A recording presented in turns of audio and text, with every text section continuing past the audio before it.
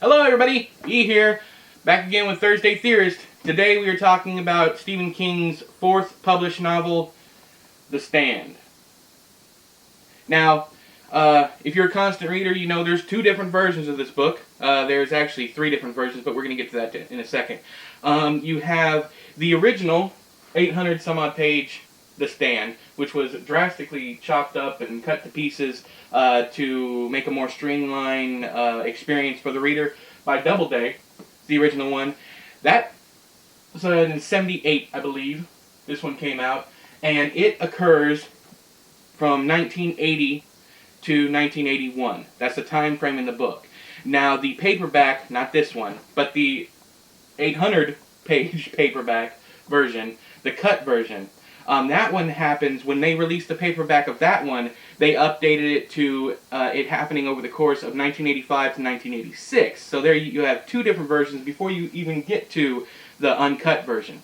Now, with the uncut, the first time complete and uncut version, that one he updated not only the time frame, which he moved it from 80, 81, 85, 86, he moved that all the way up to 90 to 91, so 1990 to 91, and he updated all the pop culture references. So he changed a couple things like Rob Lowe. It is a bunch of stuff in the actual forward for what he did and why he did it.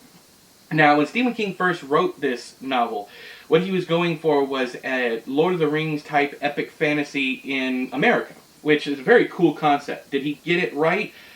I'm not sure he got it right. I'm not sure that's what he did. Because Lord of the Rings, you had this huge journey, and never at any point does the Fellowship of the Ring stop and recreate society. Now, where he got the idea for the book is from George R. Stewart's, it's Earth Abides. It's kind of like I Am Legend from Richard Matheson. You're following around the last survivor. Now, King was writing a book about Patty Hearst around the time that the Stand popped into his head. He couldn't find a way to start the book. It just wasn't working out for him, so he jumped into the Stand. And then we end up with a 1,200-page magnum opus. So obviously he was never meant to write that Patty Hearst book. From what I understand, it's quite a bit of it was written, about 150,000 words. I mean, that's a full-length novel right there. But King usually writes between the 200 to 300,000 mark for words. We all know how the Stand ties into the Dark Tower, because it literally, our travelers, Roland, Eddie, Jake, and Susanna, and Oy, can't forget Oy, sorry, they all visit the area of the multiverse that the Stand happens in. They go to that dimension, or that version of the world, in Wizarding Glass, after getting off of Blaine, the monorail. Now, there are several other tie-ins to King's works, though. Mother Abigail talks about the Shine, and there's also the recurring idea of the nerdy. He's brought together in this one the nerd and the bully to create one villain, which is, of course, Harold. I really appreciated that one. Not often do you see, especially not, and usually with King stuff, you see a bully going after the nerdy kid.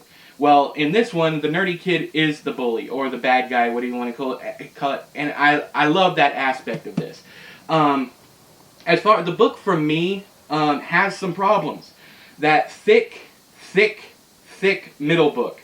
I think that book in the middle alone is 500 pages. I am not a huge fan of the middle of this book. I have yet to read this version of The Stand. Now, Cemetery Dance is coming out with the Doubleday years. I got the first three. I have the first three up here. They will be coming out with a Stand version. Once that gets here, that's the one I will be reading. I don't want to read my 1978 version.